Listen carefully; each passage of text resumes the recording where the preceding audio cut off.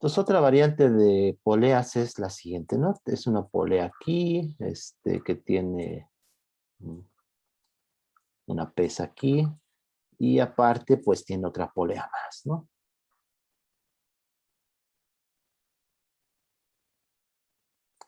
Y pueden poner tantas poleas como ustedes quieran, o este, diferentes elementos del sistema, ¿no? Esto es simplemente una variante. Entonces, ¿qué hay que hacer? Pues, una cosa importante es las coordenadas o eh, me- eh, definir su posición respecto de un origen, ¿no? En este caso, lo común es pues tomar el techo, ¿no? Donde en la parte superior, donde están sujetas las poleas, ubicar ahí nuestro sistema de coordenadas eh, y ponerle coordenadas a cada elemento, ¿no? En este caso las pesas, ¿no? Aquí Y1, en este caso hay una polea, entonces ese le podemos poner Y2, ¿no? Esa es la coordenada Y2 de esta polea. Esta es otra polea que tiene otros dos pesos. Esta de aquí, pues una Y3.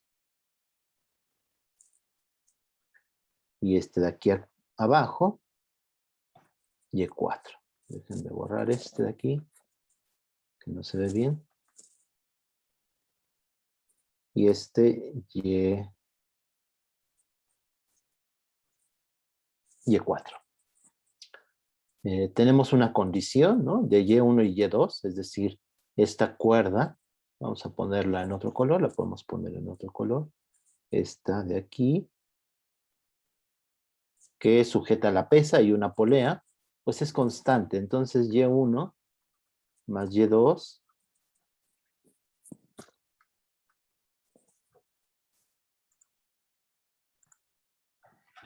bueno, entonces, eh, esto es para esta cuerda en rojo y vamos a poner ahora la otra cuerda, ¿no? Esta de aquí en azul, que es la de la polea de aquí abajo, ¿sí? Y eso también es una constante. Entonces, estoy llamando Y1' a esta distancia de la polea inferior al bloque de masa, vamos a ponerle este M1, este M2 y este M3, ¿sí? Entonces, esta distancia que estoy indicando ahora, esta de aquí, va a ser Y1' y esta le voy a llamar Y2'. Entonces, de aquí, aquí, de aquí a aquí es Y1 y de aquí a M3 lo voy a llamar Y2', ¿sí? De tal manera que Y1', vean que estas son las distancias medidas respecto de la polea inferior, ¿sí? Entonces Y1' más Y2' es igual a una distancia L2, ¿no? Que sería la distancia de cada una de las poleas. Este es L1 y L2. Ahora, medidas respecto de la parte superior, respecto de donde estamos tomando el origen. Claro, aquí hay una distancia, pero esa distancia es constante, me la puedo ahorrar. De hecho, puedo poner aquí el origen, si quieren. Creo que sería mejor aquí, ¿no?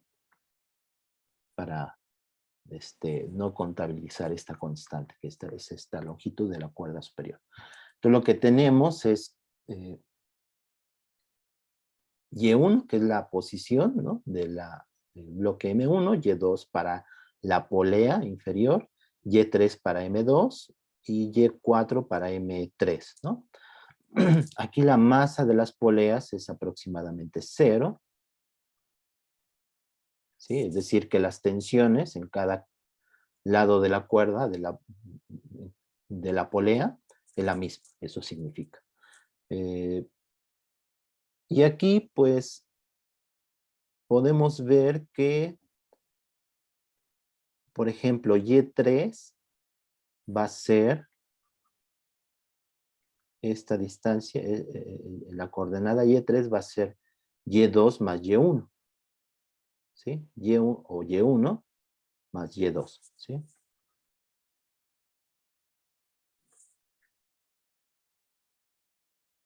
Y Y4 va a ser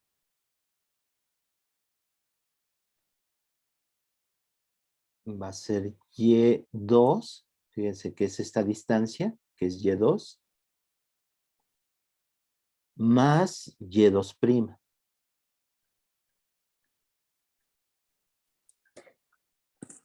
¿Sí?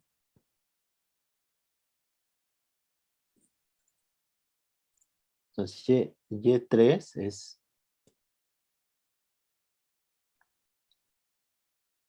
Y2, así lo voy a escribir mejor. Perdón. Entonces va a ser Y3 es Y2 más Y1', ¿sí? Es esta distancia de aquí. ¿Sí? Estoy midiendo esta Y3, que es esta, hasta el bloque M3, M2, perdón. Es esta. Y esta distancia, pues, es esto de aquí, más este pedazo, ¿no? Que es Y1'. Y lo mismo para Y4. Y4 va a ser Y2, ¿no? Hasta la polea inferior. Siempre estoy refiriendo a la polea inferior, que es la distancia Y2, la coordenada Y2, más Y2'. ¿Sí? Ahora, sumando estas dos, me queda que Y3 más Y4 es igual a Y2, 2Y2. Entonces es 2 veces Y2 más Y1' y Y2'. Pero Y1' y Y2' es L2. Entonces más L2, que es una constante. ¿De acuerdo? Entonces tenemos esta ecuación de aquí, que es Y1 más Y2, que es una constante L1. Y por otra parte tenemos esta otra ecuación, que es Y3, que es la coordenada de M2, va con un índice atrasado, pero simplemente porque son 3 masas, y son 4 coordenadas porque tenemos la coordenada de la polea. Entonces me queda Y3 más Y4 igual a 2 veces Y2 más L2. Entonces, derivando estas dos ecuaciones, me queda que B1, ¿sí? Lo voy a poner aquí. Me queda B1 más B2 es igual a 0, ¿no? Y A1 más A2 es igual a 0. Esto es importante porque nos va a dar las direcciones de las velocidades, ¿sí? De cada masa, ¿sí? Entonces es claro que si uno va hacia arriba, la otra va hacia abajo. Y es lo que obtenemos de aquí. Igual con las aceleraciones, como vimos en el caso sencillo de la máquina de Atwood, ¿sí? Con solamente 2 pesas. Pero vean que de esta ecuación, de esta de aquí abajo, tenemos que B3 más B4, que es la velocidad del bloque de masa M2 y el de masa M3, es igual a 2 veces la velocidad B2 y 0, ¿no? Porque esta es una constante L2. Entonces, hay un factor de 2 en relación a estas velocidades de estos dos bloques respecto de este. Y lo mismo con la aceleración. Entonces, A3 más A4 es igual a 2 veces A2. ¿Sí? Tenemos en este caso dos ecuaciones, ¿no? O sea que sería esta, una y esta es la segunda. Y lo mismo con las velocidades y con las aceleraciones. Pero son dos ecuaciones. Como hicimos en el caso simple de la máquina de Atwood, las velocidades no son independientes, simplemente, ¿no? Es decir, si este se está subiendo con cierta velocidad, B1, B, esta polea de aquí abajo va a estar bajando con la misma velocidad, pero en dirección contraria, que es lo que dice esta ecuación. Y aquí, pues va a suceder que hay un factor de 2, ¿sí? Entonces, la velocidad en 3 y en 4, que serían la del bloque de masa M2 y masa M3, están relacionadas con la velocidad V2, que es la de la polea inferior, ¿sí? Entonces, aquí le estoy llamando V2 a esta menos B. Ya no le voy a poner signo para no confundir más las cosas. Entonces, este está subiendo con cierta velocidad, la polea está bajando con la misma velocidad, pero hay un factor de 2 en la velocidad de estos dos bloques de la polea inferior. El análisis de fuerzas, pues sería escribir la ecuación de dinámica, la segunda ley de Newton, para cada uno de ellos, ¿sí? Para cada uno de los bloques. Vamos a hacerlo con M1, ¿no? Entonces, para M1, pues tenemos que su peso, ¿no? Hacia abajo, que es menos mg,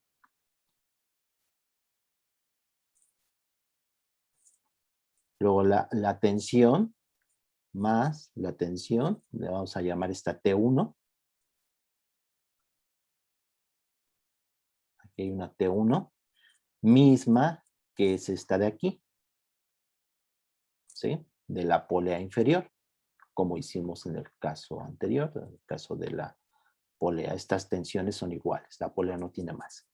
Entonces esta T1 es esta misma de aquí, ¿sí? Entonces esto es igual a la masa M1, y aquí es M1, M1G. Esto es M1 por la aceleración A1. Esto es para este bloque de masa M1. Para la polea no es un punto donde hay concurrencia de fuerzas. Entonces tenemos T1, que es esta tensión de la cuerda superior, y aparte tenemos las tensiones estas de aquí, ¿sí? Que son iguales porque la masa de la polea no tiene, es despreciable. Entonces este lo voy a llamar T2. Voy a borrar un poco. Y este es T2 también. Esta T2 es la misma que actúa sobre este bloque y este bloque de aquí abajo. Déjenme borrarlo un poco para hacerlo aquí. Entonces esta tensión es la misma que actúa sobre este bloque inferior. Este es T2. Y en este punto hay concurrencia de fuerzas. Entonces, en el punto, en la polea, le voy a poner una polea 2 y esta es una polea P1. Entonces, en P2, ¿cuál es la ecuación dinámica, entre comillas? Es decir, la concurrencia de fuerzas, pues tenemos T1 menos 2 veces T2, porque hay dos tensiones que están actuando sobre esta polea. Y es la misma. Entonces, es 2 veces T2 igual a 0. Es un punto donde la suma de fuerzas es igual a 0.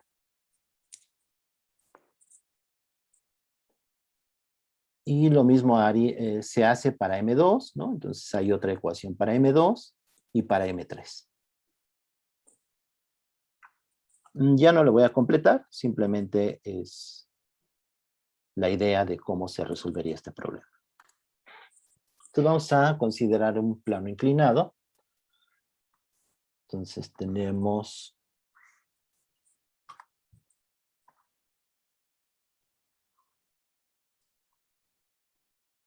un plano inclinado con un ángulo θ.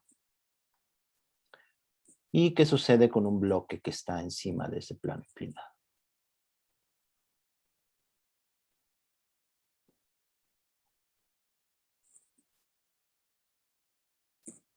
Entonces lo primero, pues es, bueno, ¿qué esperan que suceda con este bloquecito? Pues que se va a deslizar en este plano inclinado. Pero tenemos diferentes situaciones. Y lo vamos a seguir analizando con las fuerzas que actúan en el bloque. ¿sí? Entonces, ¿qué fuerzas tenemos? Pues tenemos la fuerza, bueno, su peso siempre, que actúa en esta dirección, sí, es un plano inclinado, por eso, ¿no?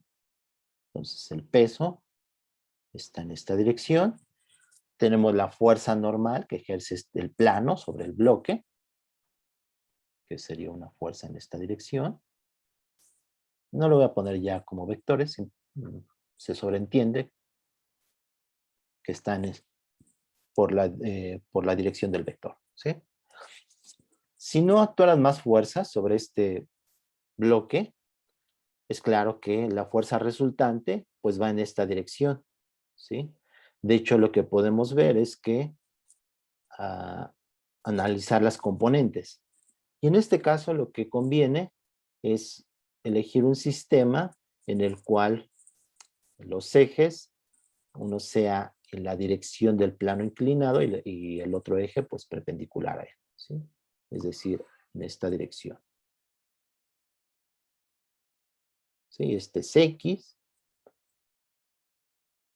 y Y sería en la dirección perpendicular.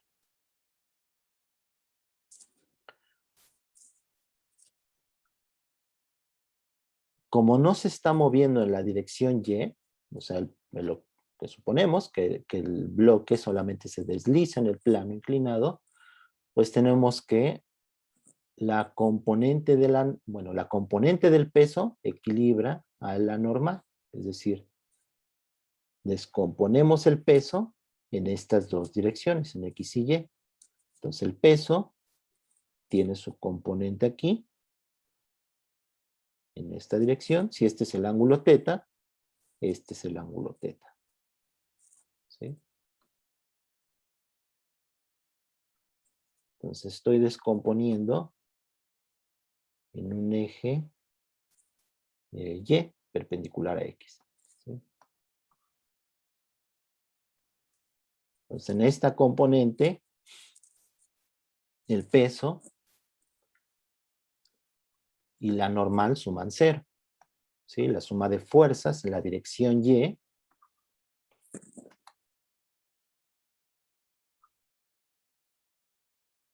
es 0. ¿Y cuáles son las fuerzas? Pues la normal, positiva, menos el peso, la componente del peso, que sería mg coseno de teta. Y esto es igual a 0, ¿sí? En la dirección X, ¿sí? Del plano inclinado, pues ahí la suma de fuerzas no es 0, ¿sí? Es claramente no 0. O sea, aquí tenemos una componente que es solamente la del peso, la normal, está en la componente perpendicular al plano. Entonces, esta componente del peso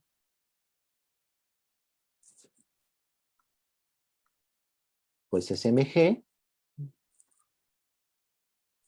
seno de teta, y esto es la fuerza y es igual a la masa por la aceleración y la segunda ley de Newton. Es decir, el bloque está cayendo con cierta aceleración, que es en esta dirección, es positiva, ¿no? De aquí se ve. Y es una aceleración constante. La masa se me cancela y me queda que la aceleración es g seno de teta, ¿sí? Entonces, un plano inclinado les puede servir para reducir la aceleración, igual que la máquina de Atwood, ¿no? Por el factor de seno de teta. Ahora, ¿qué sucede si hay fricción? Pues vamos a analizar este mismo problema ahora con fricción.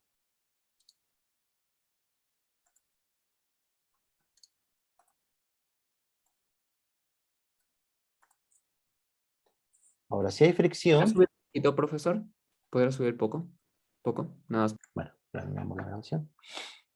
Entonces, ahora, ¿qué sucede si hay fricción? Pues la fricción es una fuerza que se opone al movimiento. Entonces, déjenme borrar lo que teníamos. Yo creo que sí lo voy a borrar. Bueno, el peso no. Pero eso sí. Ahí.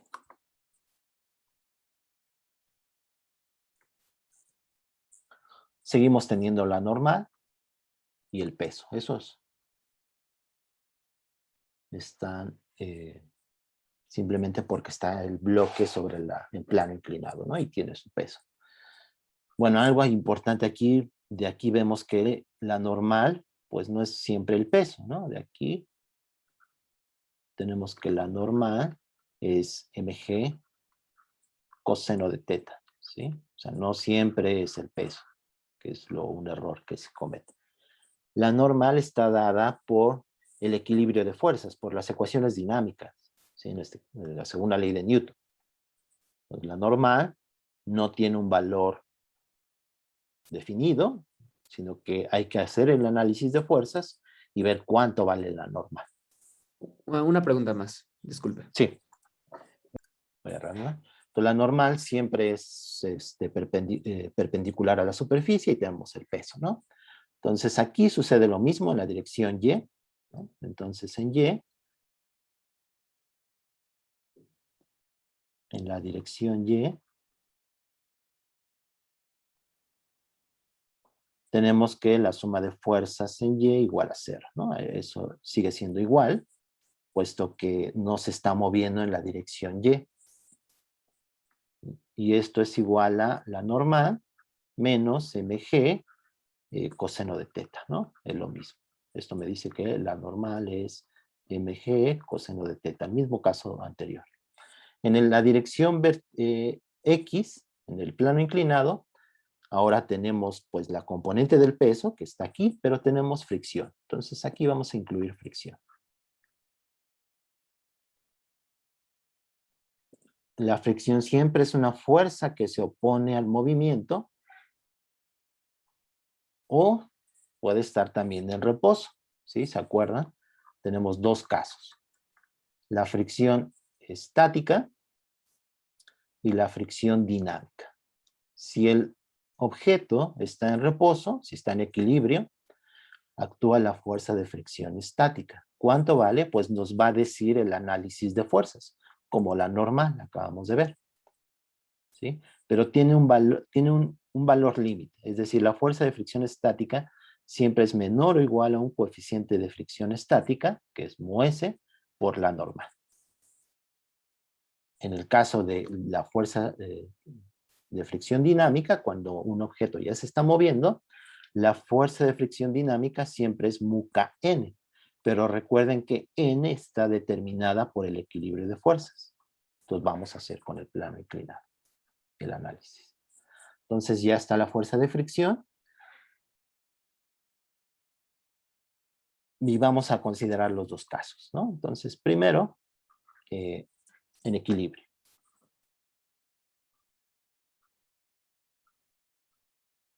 ¿Sí? Entonces es la fricción estática. ¿Y en qué dirección va?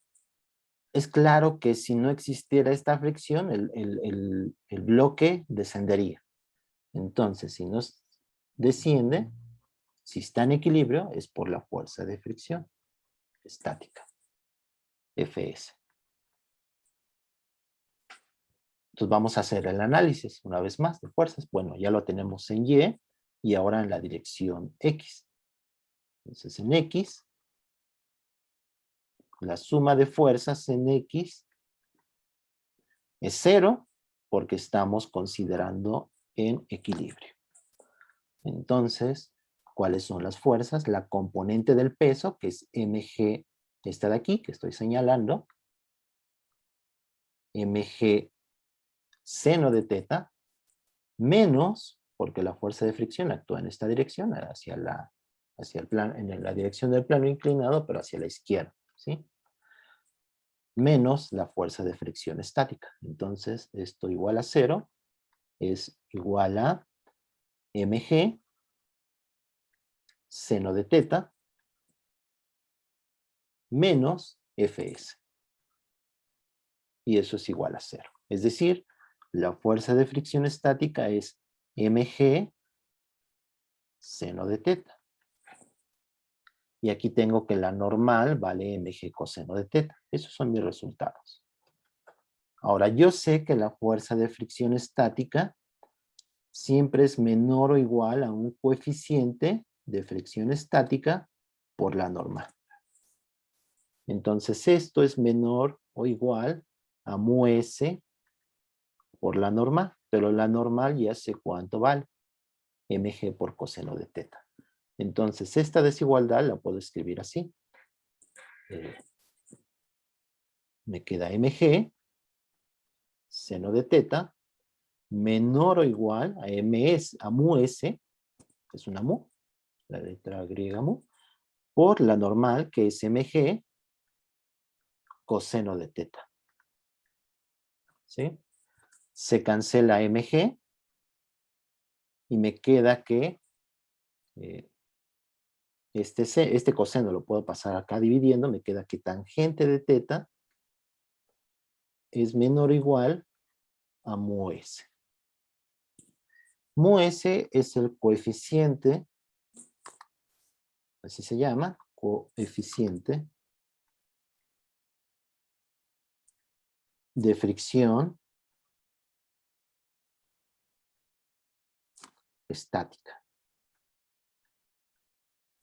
Y ese es un valor adimensional, no tiene unidades, porque vean que esta es fuerza y esta es fuerza. La normal y la fuerza de fricción son fuerzas, por lo tanto, mu s es adimensional. Y aquí lo podemos ver también de esta desigualdad. ¿Sí? Es tangente de teta, que es adimensional. Y depende de las superficies en contacto. Si esto fuera, no sé, el plano fuera de metal, de aluminio o de acrílico, de madera, y el bloque fuera de madera o de hielo, un pedazo de cerámica, etcétera, ese coeficiente mu s depende de las dos superficies en contacto. Entonces ustedes pueden ver en los libros que mu s y mu k también, ahorita vamos a ver con el dinámico, se dan valores de madera, madera, hielo, madera, hielo, hielo pavimento, no sé, diferentes superficies de contacto. Pero es un valor, ¿sí? Si ustedes ponen hielo con madera, tiene un valor. Y ese valor, fíjense que de aquí lo pueden determinar, de hecho, de manera experimental. Es decir, si este ángulo de este plano es menor a ese valor, o sea, es un valor, mu s, es un número. Si ese ángulo es menor, si ese tangente de ese ángulo es menor a ese valor, el bloque va a estar en reposo, va a estar en equilibrio. Entonces, véanlo físicamente, ¿no? Este es un experimento que pueden hacer. Ustedes tienen el plano y empiezan con teta igual a 0, ¿no? Horizontalmente. Y empiezan a aumentar este ángulo. Van a ver que este bloque, y ponen un bloque, ¿no? Un objeto. Puede ser una taza o un bloque de madera, algún bloque que se consiga. Van a ver que no se va a mover. Pero si van aumentando este ángulo, va a haber un punto donde ya empieza a deslizarse hacia abajo. ¿Sí? Ese es el valor máximo que puede alcanzar ese ángulo. Si ese ángulo es menor a ese valor, que es el coeficiente de fricción estática, ese bloque se queda de manera, se queda en equilibrio, no se mueve. ¿Sí? Entonces hay un ángulo teta crítico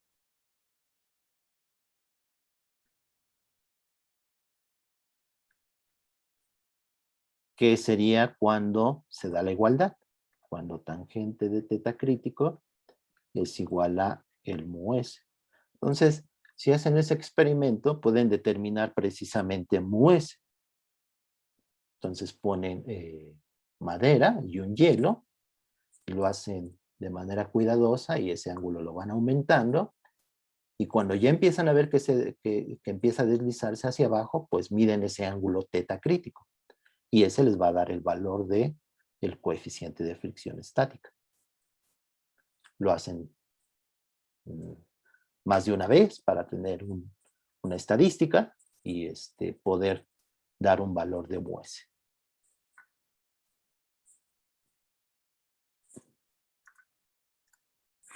Entonces ahora es con fricción, pero deslizándose, ¿no? El bloque deslizándose. Deslizándose.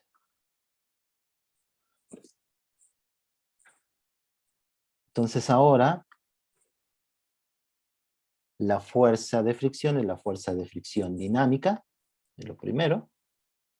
Entonces esta es Fk, así la denotamos, Fs para la fricción estática y Fk para la fricción dinámica. Y ahora hay una fuerza resultante en esta dirección, ¿no? En la dirección de X, que está deslizándose ese objeto. Entonces déjenme rehacer esa fuerza. Esta fuerza de fricción estática, la voy a hacer más pequeñita, para que se note eso. Entonces esta fuerza de fricción estática, Fk,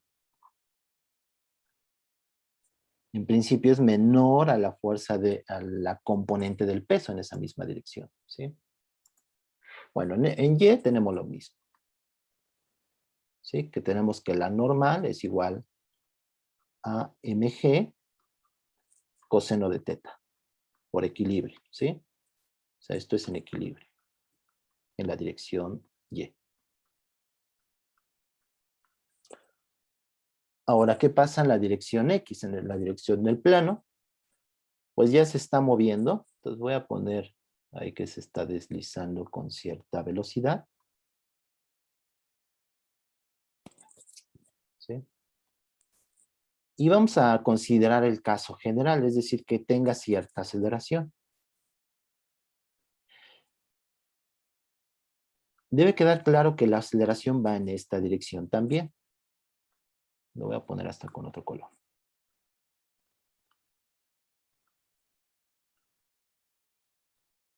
En esta dirección, ¿sí? En la del plano inclinado, pero en la dirección positiva. ¿Por qué va en esa dirección? Porque la fuerza resultante va a ir en esa dirección, ¿sí? La fuerza de fricción no le puede ganar a la componente del peso. La fuerza de fricción es algo que se opone al movimiento, no que genera el movimiento, ¿sí? Hay que tener cuidado en eso. Entonces, la fuerza de fricción, digo, la componente del peso en esta dirección, estoy cambiando simplemente las escalas para que se vea de mejor manera que esta componente es mayor a la fuerza de fricción, ¿sí? Entonces vamos a escribir la segunda ley de Newton. Entonces en X, ¿no? Por segunda ley de Newton,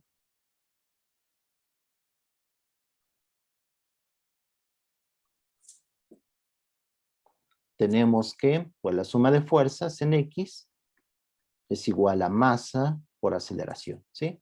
No le voy a poner X, estamos sobreentendiendo que va en esa dirección. Y ahora las fuerzas en X, pues es la componente del peso, ¿sí? Esta de aquí, que es positiva, menos la fuerza de fricción. Entonces me queda mg seno de teta, que es esta componente, menos Fk. Y esto es igual a masa por aceleración. Estoy considerando el caso general. Y ahorita podemos poner el caso particular donde la aceleración sea cero. Y aún así tener velocidad. Recuerden que la aceleración igual a cero. Un caso particular es que la velocidad sea cero, pero también puede estar cayendo con velocidad constante. Es otro caso. Bueno, entonces ya de estas dos ecuaciones, ¿no? Entonces tenemos esta ecuación y esta de aquí. Y tenemos adicionalmente la relación entre la fuerza de fricción y la normal, ¿sí? Siempre hay una relación entre la fricción y la normal.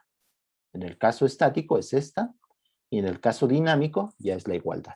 Fk es igual a μk, un coeficiente de fricción es dinámica, o cinética, digamos, μk por la normal. Entonces aquí sustituimos, entonces esto me queda como mg, seno de teta, menos mu k por n igual a masa por aceleración, ¿sí? Esta es la ecuación 2'. Es la misma, simplemente hemos sustituido el valor de Fk. Entonces ahora de 2' y 1', o aquí en 2' sustituimos el valor de la normal y vamos a encontrar el valor de la aceleración. Entonces aquí sustituimos el valor de la normal. Entonces me queda mg seno de teta menos mu k, y la normal es mg coseno de teta igual a masa por aceleración. Entonces la masa se me cancela. Fíjense que aquí no depende de la masa, ¿no? Todos estos casos que hemos estado viendo no dependen, la aceleración no depende de la masa, ¿sí? Bueno, este era en equilibrio, pero el anterior era la aceleración y no depende de la masa, ¿sí? Esto puede ser un bloque de 1 centímetro cuadrado de hielo o de 10 centímetros cuadrados de hielo, es decir, con mayor masa, el mismo material, y su aceleración va a ser la misma, ¿sí? Entonces no depende de la masa. Y en este caso también. Entonces de aquí, despejando la aceleración, me queda como g, factoriza, ¿no? Aquí tenemos g y aquí. Y tenemos aquí seno de teta menos mu k coseno de teta. Y esa es la aceleración con la que cae el bloque. Vean que esta aceleración siempre es positiva, ¿sí? ¿Por qué es positiva? Otra vez, porque la fuerza en esta componente, la componente X del peso, es mayor a la fuerza de fricción. No puede suceder lo contrario, es físicamente imposible, ¿sí? O sea, la fuerza de fricción no podría cargar a este bloque. Entonces, seno de teta es mayor a mu k coseno de teta. Entonces, este caso se presenta si la tangente de teta o el ángulo es mayor a mu k, ¿sí? El caso estático, ¿no? Es cuando es menor ese ángulo, a este valor mu s. Aquí en general mu s es diferente de mu k, ¿sí? Y de hecho mu k suele ser mayor a mu s. Esto es experimental, ¿sí? Y mu s suele ser menor a mu k. Esto es experimental. Es algo que podemos corroborar con un experimento experimental, ¿sí? Y este ángulo se presenta cuando es mayor a mu k, lo cual es físicamente claro, ¿sí? Entonces, si este ángulo aumenta, pues ya va a llegar un momento y supera este valor. Mu k otra vez es un número, ¿sí? Que depende de la superficie en contacto, pero si es mayor ese ángulo es mayor a ese valor, bueno, la tangente de ese ángulo es mayor a ese mu k, pues el bloque va a descender, ¿sí? Aquí podemos ver también si A0, también es un caso especial, ¿no? Entonces la velocidad es constante y en este caso, pues la tangente de teta sería precisamente mu k.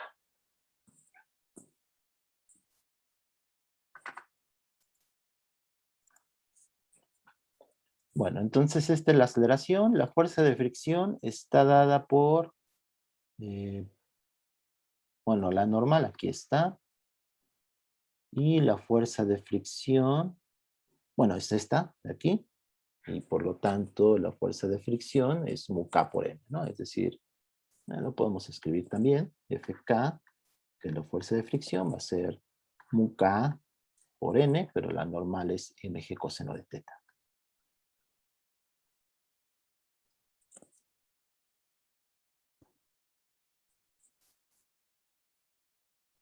Bueno, ya un último comentario aquí. La aceleración es positiva, ¿sí? Va en esta dirección. aquí estoy suponiendo que el bloquecito en el plano inclinado pues desciende, es decir, la velocidad va en esta dirección. Sin embargo, ustedes también podrían hacer que subiera un poco, ¿no? El bloque, dándole un impulso, dándole un pequeño empujón, es decir, dándole cierta velocidad inicial, y la aceleración sigue siendo en esta dirección, porque el peso, la componente del peso siempre va a superar a la fuerza de fricción, ¿sí? O sea, es lo que va a suceder físicamente. Pero si analizan el caso en el cual ustedes le dan un ligero empujón al bloque y de tal manera que sube, la fuerza de fricción ya no va a estar en esa dirección, sino que va a ir en esta dirección, ¿sí? Entonces, otro caso que se puede presentar es ese, ¿sí? Lo voy a hacer aquí abajo.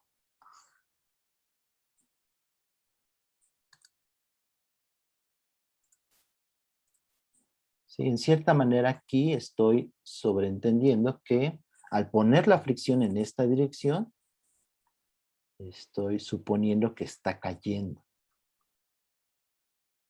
¿sí? Entre comillas, es decir, se está deslizando a la dirección X positiva. Pero puede suceder lo contrario. Pues en ese caso, la fuerza de fricción ya no va en esa dirección, ¿sí? Ahora que está subiendo, lo voy a poner,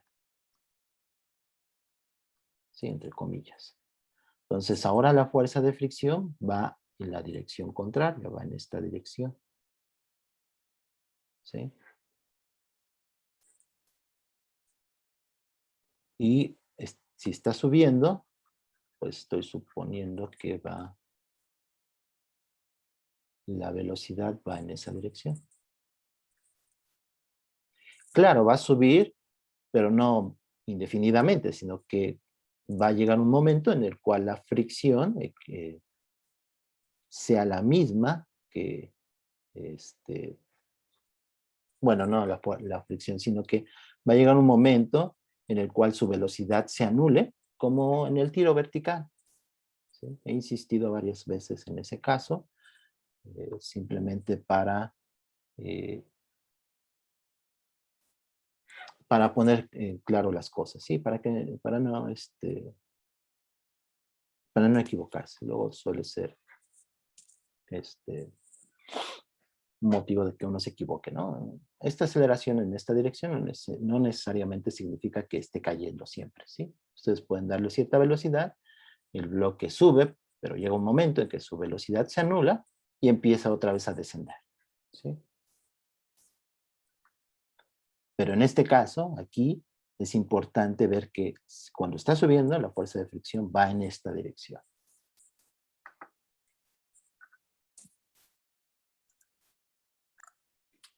Bueno, aquí en las notas puse otro ejemplo. Aquí están los que acabo de ver. Y otro ejemplo con, bueno, un plano inclinado y una polea.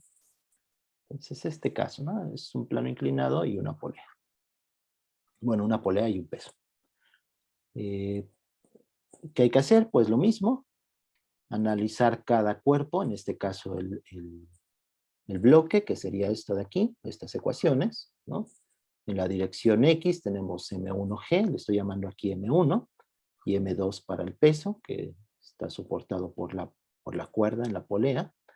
Entonces tenemos M1G seno de teta, que sería esta componente del peso, menos la tensión, aquí hay una tensión por una cuerda, igual a M1 por la aceleración, ¿sí? Le podría poner a 1, puesto que es el bloque 1, el bloque sobre el plano inclinado. Pero esta aceleración le estoy llamando a la misma con la que va a subir el, peso, porque la cuerda es inextensible, es decir, no se comprime ni se estira. Entonces, la aceleración con la que tenga este peso va a ser la misma que tenga el bloque si estuviera descendiendo. Aquí tenemos también los dos casos. Puede ser que este sistema, el bloque esté cayendo o que esté subiendo, ¿no? Es decir, si está cayendo, el bloque está subiendo, y si está subiendo, el bloque está cayendo, ¿sí? Entonces hay una relación entre esta aceleración de este bloque y, digo, del peso y el bloque, y es la misma, ¿sí? Entonces por eso le pongo aquí la aceleración A. Y en Y, pues tenemos lo mismo, que es la normal, menos M1G coseno de teta, que sería esta componente del peso. Eso es para el bloque, en el plano inclinado, y aquí para el bloque M2, que es el peso, aquí que sujeta la cuerda, en la polea, pues tenemos solamente la tensión. Esta tensión es la misma aquí que aquí, porque la polea no tiene peso, es decir, solamente transmite o cambia la dirección de la cuerda, y la cuerda simplemente transmite esa tensión.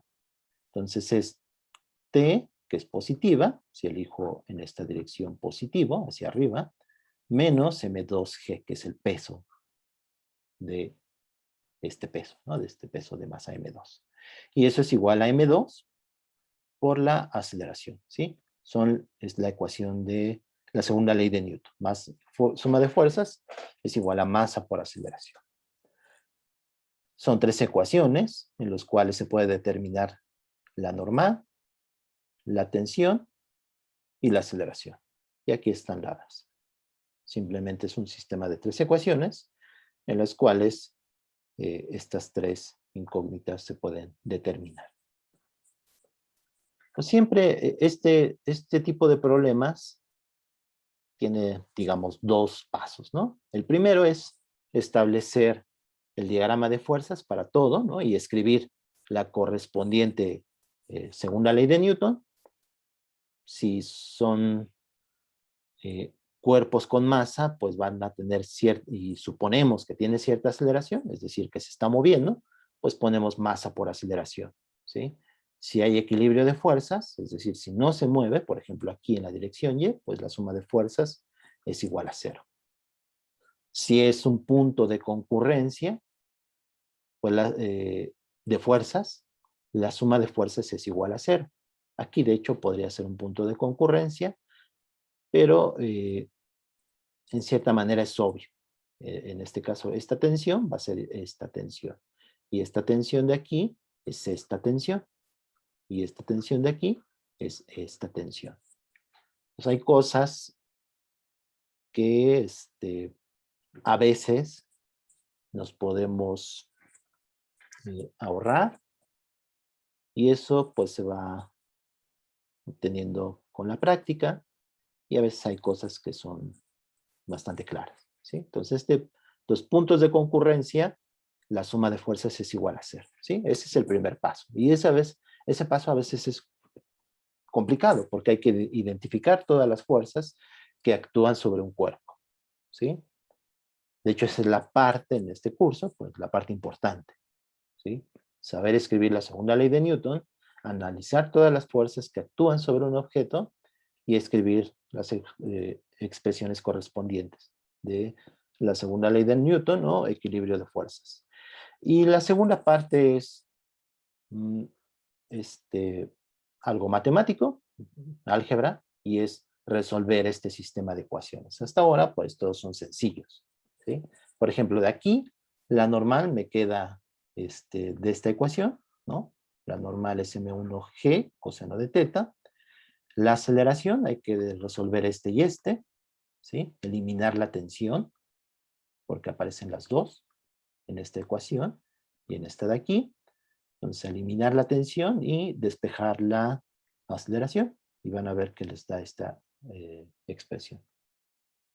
Y después ya regresarse a cualquier ecuación, sustituir la aceleración y encontrar la tensión.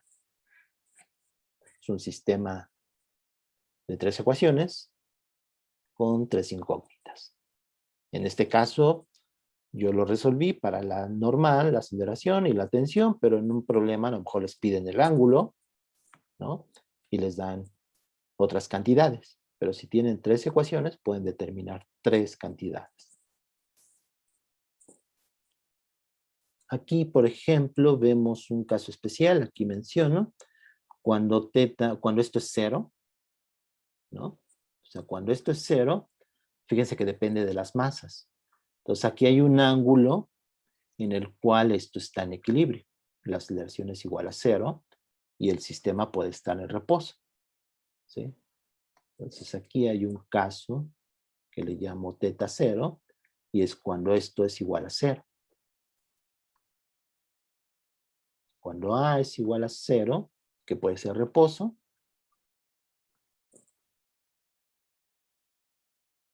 es decir, la suma de fuerzas es igual a cero, eso se presenta cuando seno de teta, un teta cero, un ángulo teta cero, que está dado por la razón entre las masas, M2 entre M1.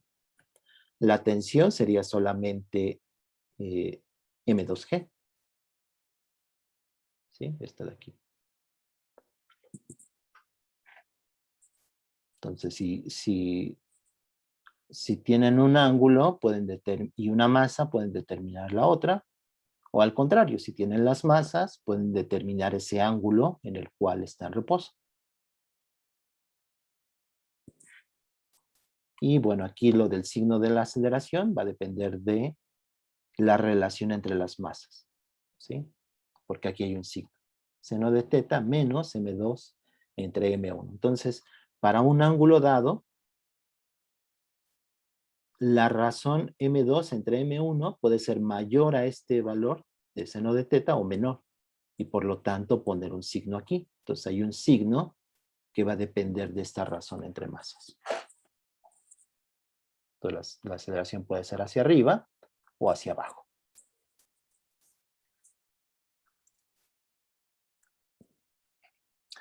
Entonces teníamos otro movimiento en el...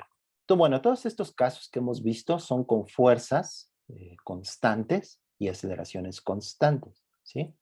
Aquí la aceleración es constante, digo, depende del ángulo, pero es constante, es decir, no depende del tiempo, ni de la distancia, de la posición o de la velocidad del objeto. Es una constante.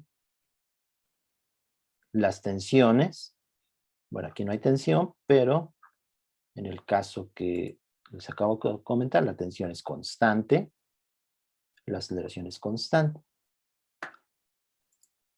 Y recuerdan que la segunda ley de Newton vimos que si la aceleración es constante, la fuerza es constante, ¿no? Es decir, F igual a ma. Pues si yo conozco la aceleración, o sea, si la conozco, ¿cómo le ponemos? Si A es dada, entonces la fuerza, pues es ma, ¿sí? Y el otro caso es si yo conozco F, o sea, si la fuerza es constante, entonces la aceleración es F entre m, ¿no? Eso es bastante obvio, pero después vamos a ver que la fuerza depende de la posición, velocidad o el tiempo, y entonces hay que integrar. Pero estamos en estos dos casos. Y tenemos uno en el que conocemos la aceleración, y es el movimiento circular uniforme.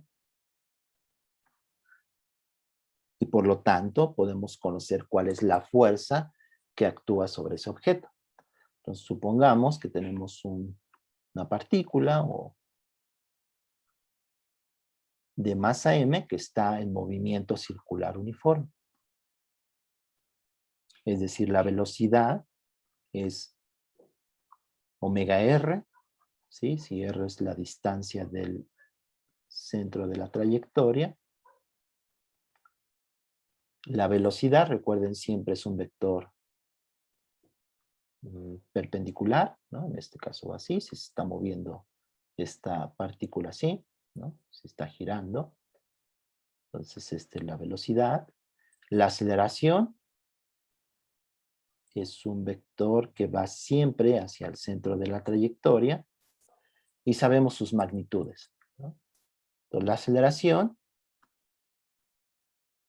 bueno, la velocidad es omega r y la aceleración le llamamos aceleración centrípeta y es AC es igual a omega cuadrada por R, o B cuadrada entre R. Donde omega, recuerden que es la velocidad angular y se puede escribir como 2pi entre el periodo. Entonces, este es un ejemplo donde conocemos la expresión de la aceleración. Por lo tanto, para mantener un objeto girando en un movimiento circular uniforme, es necesaria una fuerza que vaya en la dirección de la aceleración, es decir, hacia el centro de la trayectoria, hacia el centro de la trayectoria circular.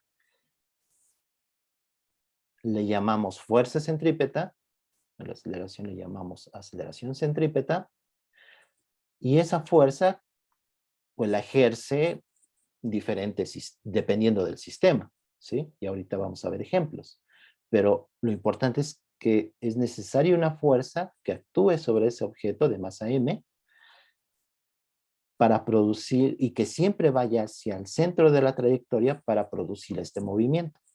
Entonces, la fuerza centrípeta necesaria, o la fuerza necesaria, se llama fuerza centrípeta,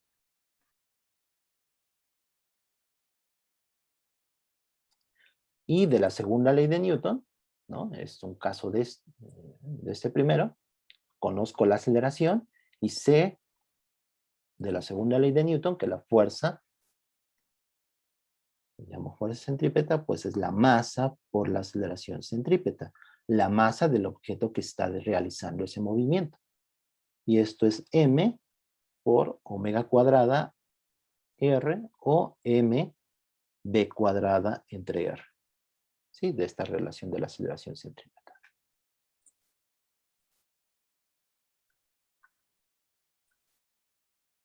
Entonces vamos con un ejemplo. Entonces, un ejemplo. Y un ejemplo es la ley de gravitación universal, ¿sí? Por ejemplo, consideremos el Sol. Y sí, vamos a considerar el Sol.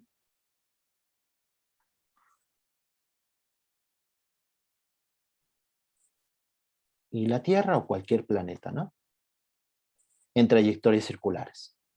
Por la primera ley de Kepler, o en realidad el problema de dos cuerpos, las trayectorias de los planetas en general son elipses, pero eso lo veremos después. Entonces aquí estamos suponiendo trayectoria circular.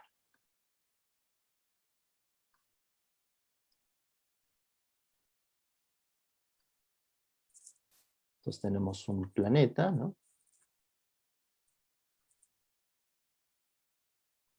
Tenemos ahí el Sol y un planeta.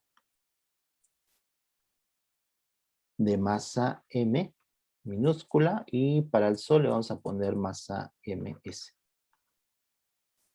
Vamos a poner el de la Tierra, ¿no? Como un ejemplo. Aquí le ponemos entonces, le ponemos masa de la Tierra. Entonces, si se está moviendo en una trayectoria circular, como sabemos, ¿quién es el que produce esta trayectoria circular? Pues la fuerza gravitacional. Entonces, la fuerza gravitacional sobre la Tierra es la que ejerce el Sol, ¿sí? Y ahorita solamente me interesa en magnitud. Vean que el movimiento circular uniforme, a pesar de que todos son vectores, podemos olvidarnos un poquito de ese carácter vectorial porque solamente trabajamos con magnitudes, ¿sí? La velocidad, la aceleración y la fuerza. Sabemos que siempre va hacia adentro, siempre va hacia el centro de la trayectoria, ¿sí? Y esta fuerza gravitacional pues siempre va, sabemos, por la ley de gravitación universal que vimos, siempre va en la dirección que une ambos objetos, ambos cuerpos. O la fuerza de gravitación universal es la que produce ese movimiento. Es decir, Fg es igual a la fuerza centrípeta. Sabemos cuánto vale cada una de estas fuerzas. La fuerza de gravitación es el producto de las masas entre la distancia al cuadrado por una constante, ¿no? Entonces vamos aquí a suponer que es un radio R. Entonces este es Fg, es m por la masa de la Tierra, la masa del Sol, entre la distancia Tierra-Sol al cuadrado. Esta es la ley de gravitación universal. Y la fuerza centrípeta, yo sé cuánto vale, que es m omega cuadrada r, o esta de aquí. Vamos a poner esta de aquí en términos de la velocidad. Es m, y en este caso es la masa de la Tierra, ¿sí? Esta masa es la del objeto que está realizando ese movimiento. Entonces, la masa de la Tierra por la velocidad con la que se está moviendo,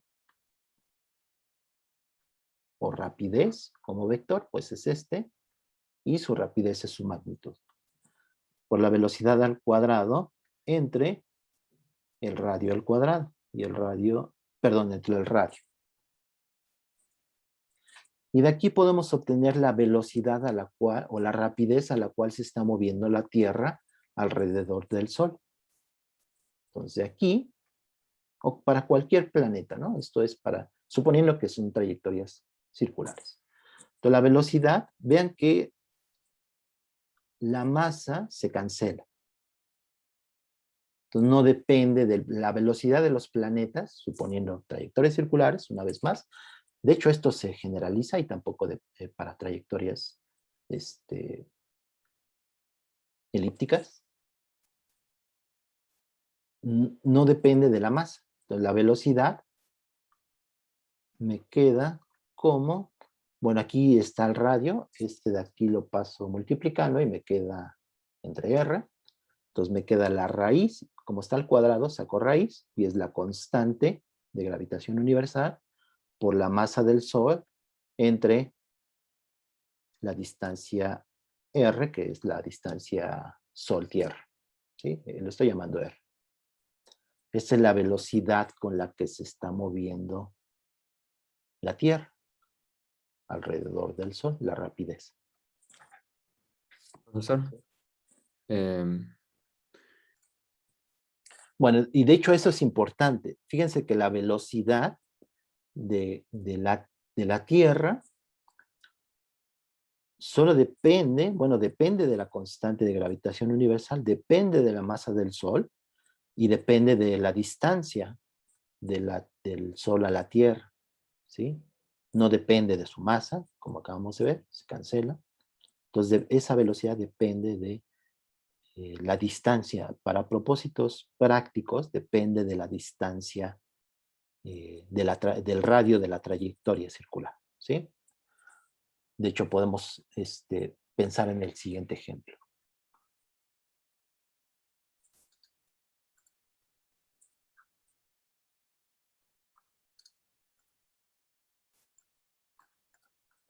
Entonces, ahora consideremos la Tierra, ¿sí? Entonces, es la Tierra.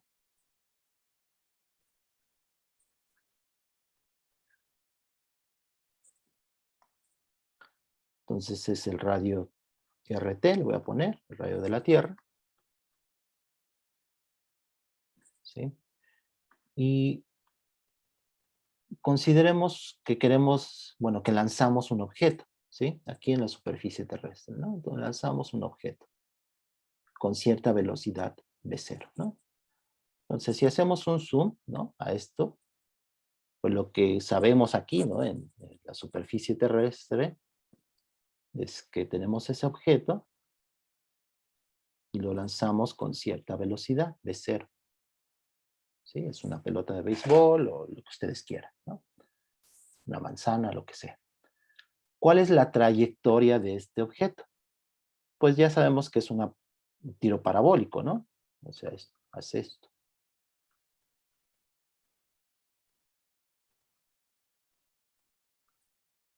¿Sí? En la superficie terrestre, en la superficie terrestre, ¿no? Si lo viéramos aquí, pues diríamos, pues se mueve tantito y es un tiro parabólico, pero después cae, ¿no? Si yo aumento esta velocidad v0, ¿no? Y supongamos que lo lancemos de manera horizontal para que darle la mayor velocidad en la componente horizontal, ¿no? Entonces, las posibles trayectorias que va a seguir, lo voy a hacer con otro color, va a ser esta, ¿no? Si lo lanzamos con mayor velocidad, pues va a llegar más lejos, ¿no? Y va a ser esto. Entonces hay un límite en el cual ustedes le pueden dar cierta velocidad de tal manera que la trayectoria sea circular.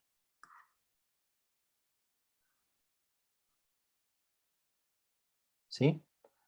Lanzan ustedes una pelota, un objeto, y le dan tanta velocidad de tal manera que hace toda la trayectoria circular alrededor de la Tierra y regresa en principio otra vez al mismo punto y de hecho se mantiene, ¿no?, en una trayectoria circular, orbita. ¿Cuál es esa velocidad de cero? Necesaria para que haga una trayectoria circular en la superficie terrestre.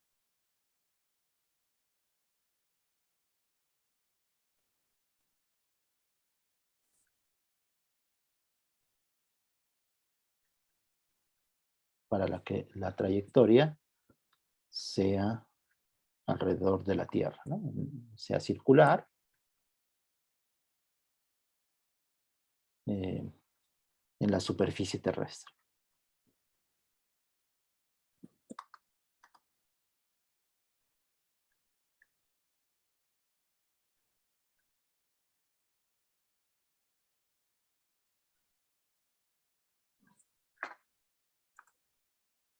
Entonces, de aquí es aplicar este mismo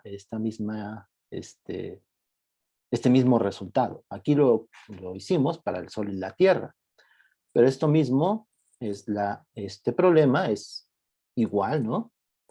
¿Qué es lo que mantiene en esa órbita circular al objeto que están lanzando? Pues la fuerza gravitacional, que es la que mantiene el tiro parabólico también. Pero si queremos que haga una trayectoria circular,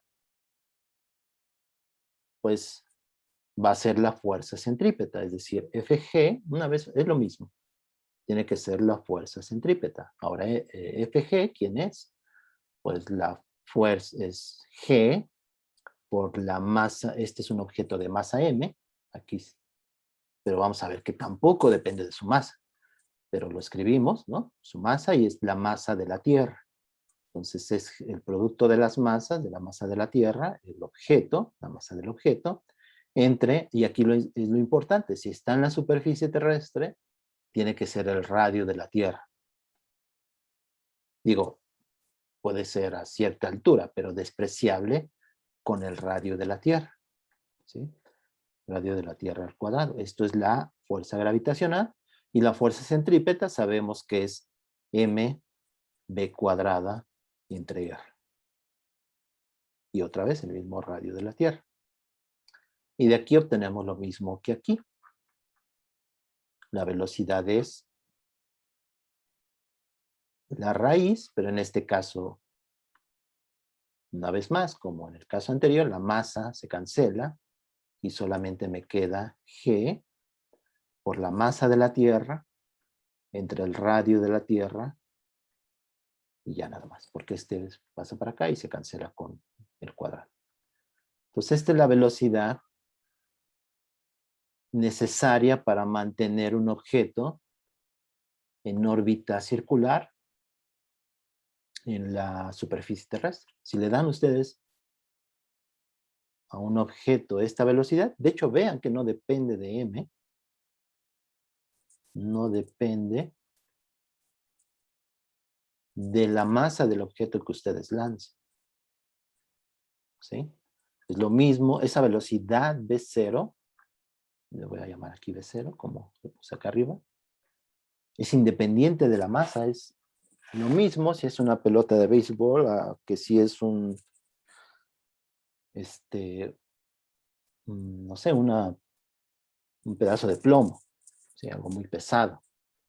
No depende de la masa de ese objeto y esta velocidad siempre es la misma. Y esto tiene un valor, pueden calcularlo con estas constantes y es más o menos 11.000 metros sobre segundo. ¿Sí? En algunos libros le suelen llamar esta como la velocidad de escape o primera velocidad de escape. De hecho, es escape entre comillas. ¿Sí? Ah, no, primera velocidad cósmica. Sí, no, no es de escape. Primera velocidad cósmica. Sí, la velocidad de escape es otra. De hecho, es la segunda velocidad cósmica. La primera velocidad cósmica es esta, que es para mantener un objeto en la órbita, en una órbita, pero el radio de la Tierra. ¿Sí? Y la segunda velocidad cósmica es la velocidad de escape. Es decir, ¿cuál es la velocidad? ¿Sí? Si le damos esta velocidad v0, dada por esta expresión, el objeto se va a mantener en una trayectoria circular alrededor de la Tierra, ¿no? Siempre. Pero si le damos más velocidad, mayor velocidad, de hecho, si le damos mayor velocidad que esta v0, lo que va a suceder es ahora que va a ser una trayectoria elíptica.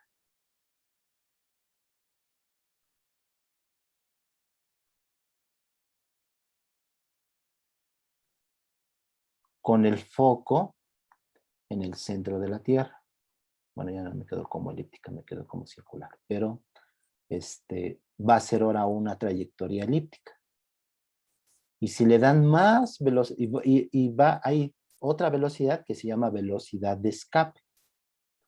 Y esa velocidad de escape va a ser ahora una trayectoria parabólica. Entonces ya no va a regresar. Entonces aquí va a estar el vértice de esa parábola, ¿no? Le dan esa velocidad y se va el objeto y ya no regresa. Esa es la velocidad de escape. Eso lo veremos después. Y se le llama segunda velocidad cósmica. Entonces, vamos a ver ya por último que podemos obtener la tercera ley de Kepler, de lo que estamos viendo, pero para trayectoria circular, ¿sí?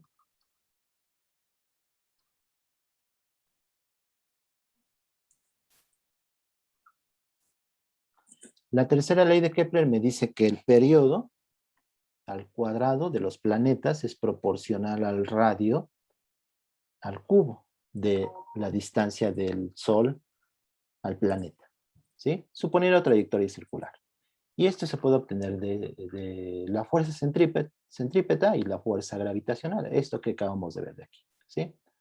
Entonces, déjenme poner esto mismo.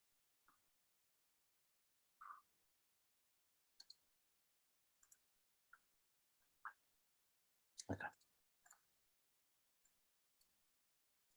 ¿sí? Entonces, tenemos que para que un planeta tenga una trayectoria circular, pues es necesario la fuerza centrípeta, y ¿quién ejerce esa fuerza centrípeta? La fuerza gravitacional, ¿sí? Es esto de aquí. Pero en vez de usar esta relación de la fuerza centrípeta con la velocidad, vamos a usar la de m omega cuadrada r, esta de aquí. Entonces la masa por la velocidad angular, recuerden que esto es la velocidad angular,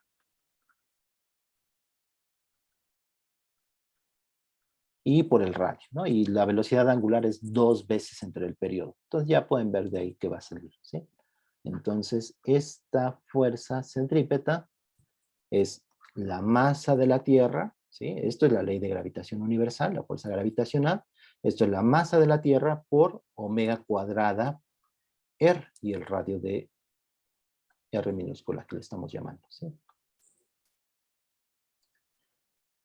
Pero omega es 2pi entre t, entre el periodo. Por lo tanto, esto se puede escribir como la masa de la Tierra por 2pi entre el periodo, todo eso al cuadrado, por el radio orbital.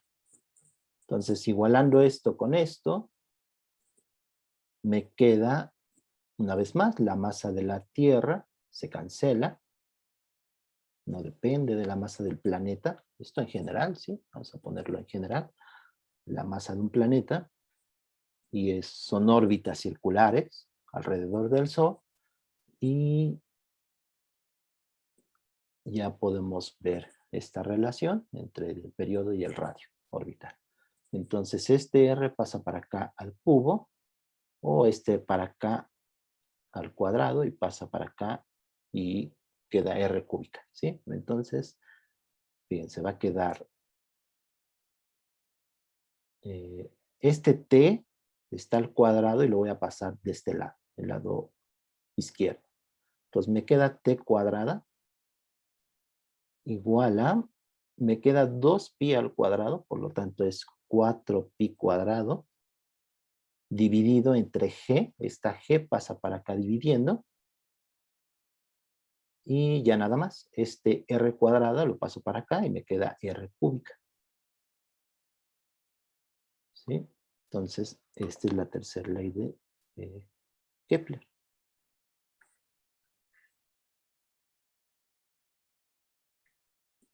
Ah, me falta la masa del Sol, este de aquí.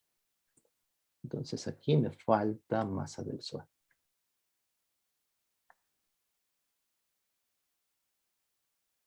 ¿Sí? Entonces esta constante de proporcionalidad entre el periodo y el radio orbital de los planetas es 4pi cuadrada entre G, la constante de gravitación universal, y la masa del Sol. ¿Sí? O sea, esto me dice que T cuadrada entre R al cubo es una constante.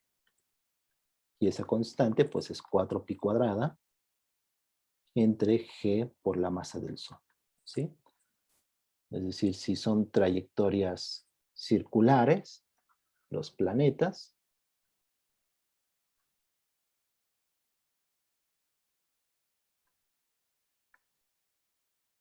hay una relación entre el periodo pues es el tiempo que tarda en dar una vuelta alrededor del Sol, y eso depende de cada planeta precisamente por esta ley.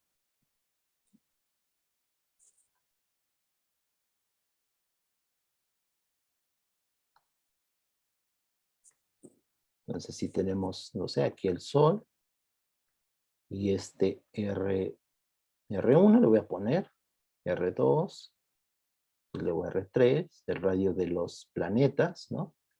Y el periodo T1, que sería el tiempo que tarda en dar una vuelta alrededor del Sol, es decir, un año, lo que conocemos por un año, todo puede estar referenciado a un año terrestre, que son 365 días, pero cada planeta hace esa trayectoria alrededor del Sol en diferentes periodos. Este es T1, este es T2 y este T3. Pues sabemos que el periodo T1 al cuadrado entre R1 al cubo es igual a T2 al cuadrado entre R2 al cubo igual a cualquiera, ¿no? Y eso es igual a 4pi cuadrado entre G, la masa del Sol. Esa es la tercera ley de Kepler. Y esto se puede aplicar para cualquier sistema de dos cuerpos, ¿sí? Puede ser, como acabamos de ver, el Sol, ¿no? Aquí está el Sol, y los planetas, pero también puede ser la Tierra, ¿sí? Y, por ejemplo, satélites que estén orbitando alrededor. La Luna puede ser, ¿no? Satélites naturales o artificiales que estén orbitando alrededor de la Tierra. En ese caso, lo que hay que cambiar es simplemente la masa. En este caso, de planetas, pues es la masa del Sol, porque es el que ejerce la fuerza gravitacional sobre los planetas. Si son satélites alrededor de un planeta o alrededor de la Tierra, pues va a ser la masa de la Tierra. ¿Sí?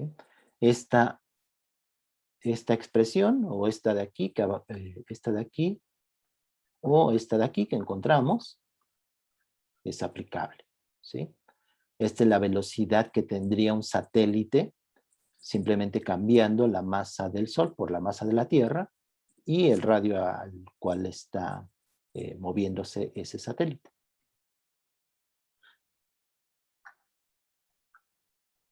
De hecho, vean que para que haya un satélite, hay unos satélites que se llaman geoestacionarios, es decir, que tienen el mismo periodo de la Tierra. Entonces eso solo pueden estar a cierta órbita, cierto radio, órbita, porque ese periodo está determinado por esa distancia, por ese radio. Bueno, esto lo dejamos aquí.